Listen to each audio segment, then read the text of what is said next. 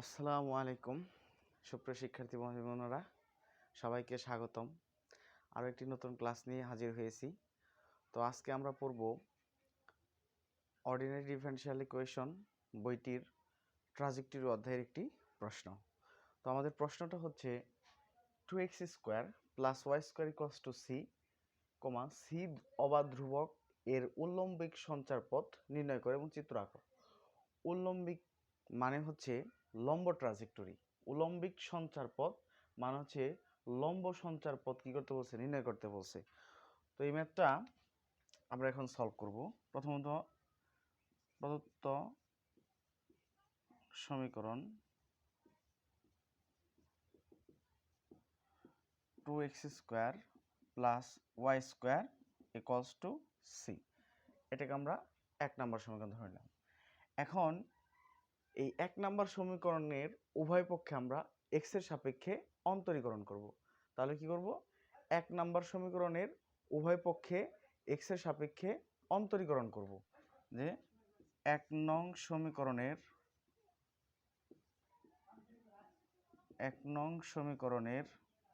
উভয় পক্ষে x এর সাপেক্ষে অন্তরীকরণ করে পাই।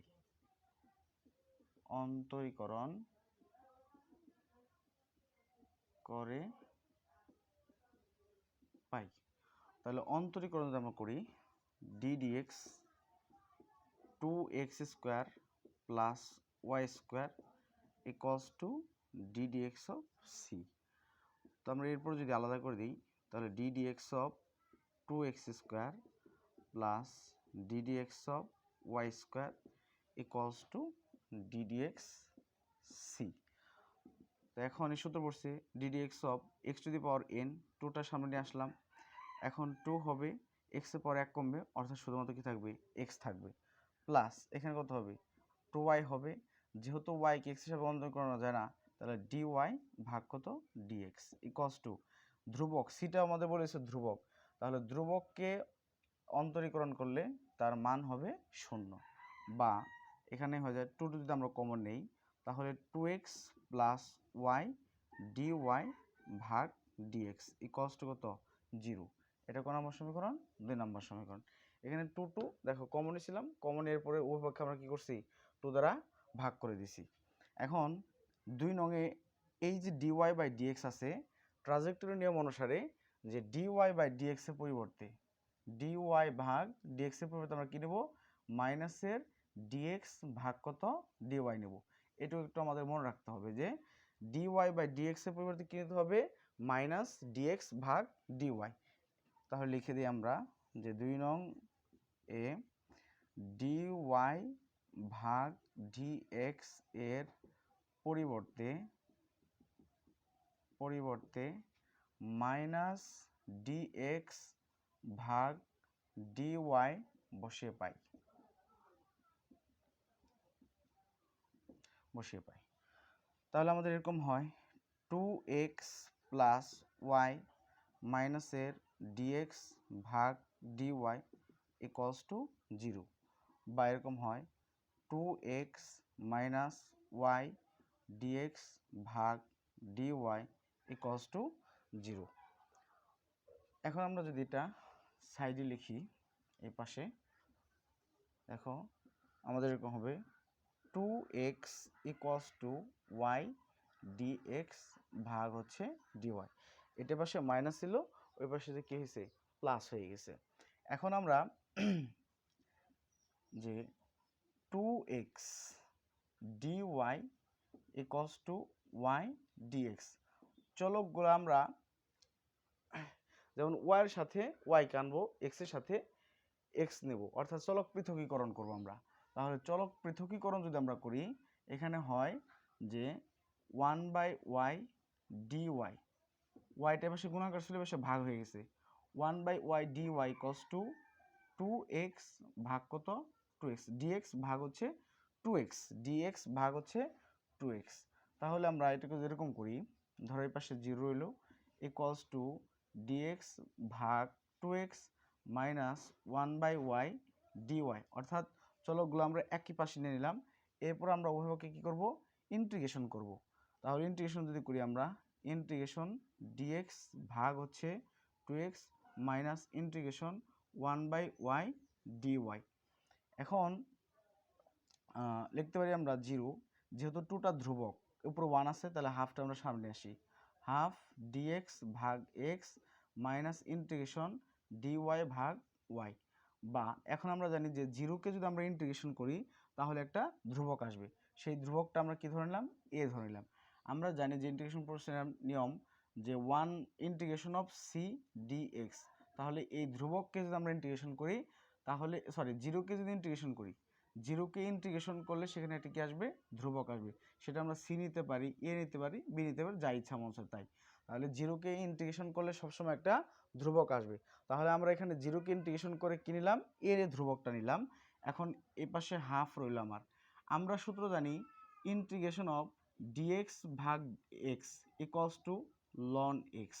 যে তাহলে সূত্র কি জানি, যে ইন্টিগ্রেশন অফ ডিএক্স ভাগ x equals to ln x. তাহলে ইন্টিগ্রেশন অফ ডিএক্স ভাগ এক্স এর পরিবর্তে আমরা কি লিখতে পারি, ln x minus integration of dy by y. তাহলে এটাকে কি লেখা যায়, লন ওয়াই লেখা যায়। এবার ইন্টিগ্রেশন এ ইকুয়ালস টু, এখন আমরা জানি যে লনের পূর্বে যদি কিছু থাকে, যে ধরো এ লন এক্স, তাহলে লন এক্স টু দি পাওয়ার কত হয়ে যাবে, এ হয়ে যাবে। অর্থাৎ লনের পূর্বে যদি কোনো ধ্রুব সংখ্যা থাকে তাহলে সেটা চলকের উপর পাওয়ার হিসেবে বসে যাবে। তাহলে এখানে কত হবে, লন এক্স টু দি পাওয়ার কত, হাফ মাইনাস লন ওয়াই। এখন আমরা জানি যে কোনো কিছুর পাওয়ার হাফ মানে হচ্ছে রুট ওভার। তাহলে রুট ওভার কত হবে, এক্স মাইনাস হচ্ছে লন ওয়াই। যে a equals to ln x minus হচ্ছে লন ওয়াই, যে a equals to ln x minus ln y. এরপর আমরা আরেকটা সূত্র জানি যে ln a minus ln b. তাহলে লেখা যায় লন এ ভাগ বি। যে সূত্রটা কি, ln a minus ln b equals to ln a ভাগ হচ্ছে বি। তাহলে আমরা এই জায়গাটা লিখতে পারি এরকম যে a equals to loan, sorry এই পাশে আমাদের একটা লন আনতে হবে, যে লন এ, এখানে যাবে কি লন এ, লন এ। আমরা যে ধরে নিয়েছিলাম যে 0কে ইন্টিগ্রেশন করে যে একটা ধ্রুবক পাওয়া যায়, সেই ধ্রুবকটা হচ্ছে লন এ। অর্থাৎ 0কে ইন্টিগ্রেশন করে আমরা ধ্রুবকটা কি নিছি, লনের ধ্রুবক নিছি। শুধু এও নেওয়া যেত, কিন্তু যেহেতু আমার এই পাশে লন আছে, তাহলে আমার এই পাশে একটা কি দরকার, লন দরকার, যেন আমি উভয় পক্ষের থেকে লনটা বাদ দিতে পারি। এই জন্য আমি 0কে ইন্টিগ্রেশন করে শুধুমাত্র এ না নিয়ে লন এটা নিয়ে এসেছি। এখন এখানে আমাদের সূত্র বসছে যে ln a minus ln b. তাহলে লন এ ভাগ হচ্ছে বি, লন এ ভাগ হচ্ছে বি, লন এ ভাগ হচ্ছে বি। তাহলে আমরা এটুকু লিখতে পারি, ক্যামেরা নাও আসতে পারে, আমি একটু মুছে দিয়ে লিখি। এখন দেখবা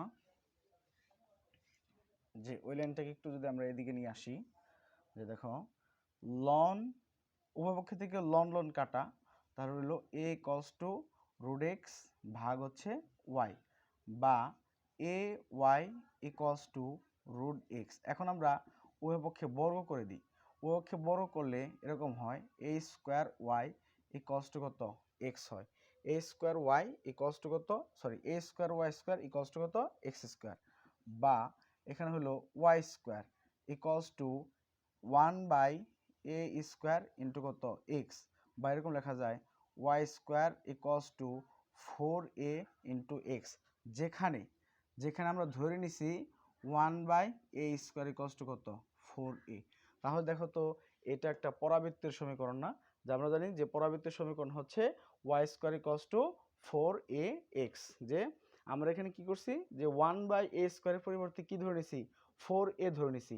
তাহলে ধরার পর আমরা একটা সমীকরণ পেলাম যে Y square equals two 4ax, ইহাই নির্ণেয় লম্ব ট্রাজেক্টরি। তাহলে সমাধান কি হবে, যে ইহাই নির্ণেয় লম্ব ট্রাজেক্টরি, যে ইহাই নির্ণেয়